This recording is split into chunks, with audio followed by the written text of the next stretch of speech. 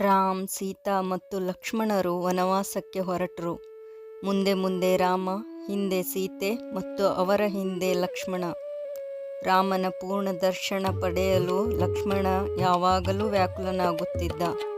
ಆದರೆ ಮಧ್ಯ ಸೀತೆ ಇರುವುದರಿಂದ ಇದು ಸಂಭವವಾಗುತ್ತಿರಲಿಲ್ಲ. ಆಗ ಲಕ್ಷ್ಮಣ ಸೀತೆಗೆ ಸ್ವಲ್ಪ ಆಚೆ ಸರಿದುಕೊಳ್ಳಲು ಪ್ರಾರ್ಥನೆ ಮಾಡಿದನು. ಸೀತೆ ಸರಿಯುತ್ತಿದ್ದಂತೆಯೇ ರಾಮನ ದರ್ಶನ ಆಯಿತು. ಇದೇ ಸ್ಥಿತಿ ಬ್ರಹ್ಮ, ಮಾಯಾ ಮತ್ತು ಜೀವಿಯದೂ ಆಗಿದೆ. ಎಲ್ಲಿಯವರೆಗೆ ಮಾಯಾ ಸರಿಯುವುದಿಲ್ಲ ಅಲ್ಲಿಯವರೆಗೆ ಜೀವಿ ಬ್ರಹ್ಮನ ದರ್ಶನ ಪಡೆಯಲು ಆಗುವುದಿಲ್ಲ. ಒಂದು ವೇಳೆ ಹಾಲಿನಲ್ಲಿ ನೀರು ಬೆರೆಸಿದರೆ ಹಂಸ ಕೇವಲ ಹಾಲನ್ನು ಕುಡಿದು ನೀರನ್ನು ಬಿಡುತ್ತದೆ.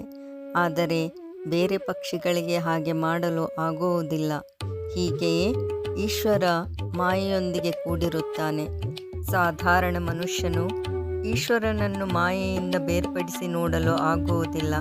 ಕೇವಲ ಪರಮಹಂಸರು ಮಾತ್ರ ಮಾಯೆಯನ್ನು ತ್ಯಾಗ ಮಾಡಿ ಈಶ್ವರನನ್ನು ಗ್ರಹಣ ಮಾಡುತ್ತಾರೆ. ಒಂದು ವೇಳೆ ನೀನು ಮಾಯೆಯನ್ನು ಗುರುತಿಸಿದರೆ ಅವಳೇ ನಿನ್ನನ್ನು ಬಿಟ್ಟು ಓಡಿ ಹೋಗುತ್ತಾಳೆ. ಒಂದು ವೇಳೆ ಗೃಹಸ್ಥನಿಗೆ ಕಳ್ಳ ಬಂದಿದ್ದಾನೆ ಎಂದು ಗೊತ್ತಾದರೆ ಕಳ್ಳ ತನ್ನಷ್ಟಕ್ಕೆ ತಾನೇ ಓಡಿ ಹೋಗುತ್ತಾನೆ. ಒಂದು ವೇಳೆ ಮಡಿಕೆಯಲ್ಲಿ ಒಂದು ಸಣ್ಣ ರಂಧ್ರವಿದ್ದರೂ ಸಾವಕಾಶವಾಗಿ ಎಲ್ಲ ನೀರು ಹರಿದು ಹೋಗಿ ಬಿಡುತ್ತದೆ. ಹಾಗೆಯೇ ಸಾಧಕನಲ್ಲಿ ಸ್ವಲ್ಪವಾದರೂ ಸಂಸಾರದಲ್ಲಿ ಆಸಕ್ತಿ ಇದ್ದರೆ ಅವನ ಎಲ್ಲ ಸಾಧನೆ ವ್ಯರ್ಥವಾಗಿ ಬಿಡುತ್ತದೆ. ಕಾಮವಾಸನೆಯನ್ನು ಪೂರ್ಣವಾಗಿ ವಶದಲ್ಲಿ ಇಟ್ಟುಕೊಳ್ಳಲು ಪ್ರಯತ್ನ ಮಾಡಬೇಕು.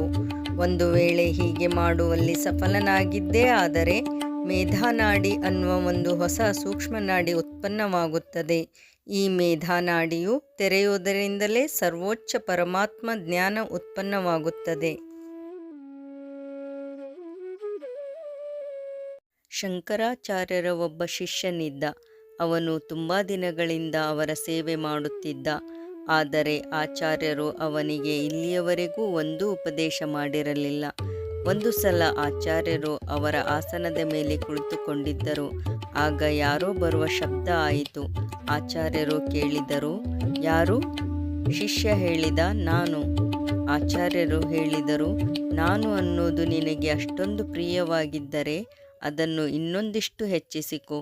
ಅಂದರೆ ಪೂರ್ತಿ ಜಗತ್ತೇ ನಾನೇ ಇದ್ದೀನಿ ಅನ್ನೋದನ್ನು ಧಾರಣೆ ಮಾಡಿಕೊ. ಇಲ್ಲ ಅಂದರೆ ಪೂರ್ತಿಯಾಗಿ ತ್ಯಾಗ ಮಾಡಿಬಿಡು. ಒಂದು ವೇಳೆ ಪೂರ್ಣವಾಗಿ ಹೋಗದಿದ್ದರೆ ಅದನ್ನು ನಾನು ದಾಸ ಅಂತ ಬದಲಾಯಿಸು. ಹೇ ಈಶ್ವರ, ನೀನು ಪ್ರಭು, ನಾನು ದಾಸ, ಇದೇ ಭಾವದಲ್ಲಿರು. ಮಳೆಯ ನೀರು ಎತ್ತರ ಪ್ರದೇಶದಲ್ಲಿ ನಿಲ್ಲುವುದಿಲ್ಲ. ಅದು ಹರಿದು ತಗ್ಗು ಪ್ರದೇಶಕ್ಕೆ ಬಂದು ಬಿಡುತ್ತದೆ. ಹಾಗೆಯೇ ಈಶ್ವರ ಕೃಪೆಯು ಮೃದು ಹೃದಯ ವ್ಯಕ್ತಿಗಳಲ್ಲೇ ಇರುತ್ತದೆ. ಅಹಂಕಾರ ವ್ಯಕ್ತಿಗಳಲ್ಲಿ ನಿಲ್ಲಲು ಸಾಧ್ಯವಿಲ್ಲ. ಎಲ್ಲಿಯವರೆಗೂ ಅಹಂಕಾರ ಪೂರ್ಣವಾಗಿ ನಷ್ಟವಾಗುವುದಿಲ್ಲ ಅಲ್ಲಿಯವರೆಗೂ ಮನುಷ್ಯನ ಮುಕ್ತಿ ಇಲ್ಲ.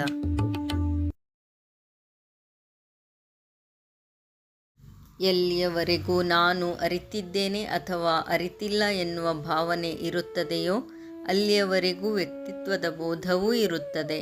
ಸಮಾಧಿ ಸ್ಥಿತಿ ತಲುಪಿದ ಮೇಲೆ ನಾನು ನನ್ನದು ಎನ್ನುವುದು ಇರುವುದಿಲ್ಲ. ಆದರೆ ಇಂತಹ ಸಮಾಧಿ ತುಂಬ ಕಷ್ಟ. ನಾನು ಎನ್ನುವುದು ತುಂಬ ಬಲವಾದದ್ದು, ಸುಲಭವಾಗಿ ಹೋಗುವುದಿಲ್ಲ. ಆದ್ದರಿಂದಲೇ ಮತ್ತೆ ಮತ್ತೆ ಜನಿಸಬೇಕಾಗುತ್ತದೆ. ವಿದ್ಯಾಮಾಯಾದ ಆಶ್ರಯ ಪಡೆದು ಸನ್ಮಾರ್ಗದಲ್ಲಿ ನಡೆಯುವುದರಿಂದ ಇದನ್ನು ಪ್ರಾಪ್ತಿ ಮಾಡಿಕೊಳ್ಳಬಹುದು. ಕಮಲದ ದಳಗಳು ಕಾಲ ಉರುಳಿದಂತೆ ಉದುರಿ ಹೋಗುತ್ತವೆ, ಆದರೆ ಅದರ ಗುರುತು ಉಳಿದು ಬಿಡುತ್ತದೆ. ಹಾಗೆಯೇ ಮನುಷ್ಯ ಸಾಕ್ಷಾತ್ಕಾರ ಮಾಡಿಕೊಂಡ ಮೇಲೆ ಅಹಂಕಾರ ಪೂರ್ಣವಾಗಿ ಅಳಿಸಿ ಹೋಗುತ್ತದೆ, ಆದರೆ ಅದರ ಗುರುತು ಉಳಿಯುತ್ತದೆ. ಆದರೆ ಅದರಿಂದ ಅನಿಷ್ಟವೇನೂ ಆಗುವುದಿಲ್ಲ. ಯಾರು ಈಶ್ವರನ ದರ್ಶನ ಮಾಡಿದ್ದಾರೋ ಅವರೇ ಜ್ಞಾನಿಗಳು. ಅವನ ಸ್ವಭಾವವು ಬಾಲಕನ ಹಾಗೆ ಇರುತ್ತದೆ. ಬಾಲಕನದ್ದು ಬೇರೆಯ ಅಸ್ತಿತ್ವ ಮತ್ತು ಬೇರೆಯದೇ ವ್ಯಕ್ತಿತ್ವ. ಆದರೆ ಬಾಲಕನ ಅಹಂ ಹಿರಿಯರ ಅಹಂ ಹಾಗೆ ಹಾನಿಕಾರಕವಾಗಿರುವುದಿಲ್ಲ.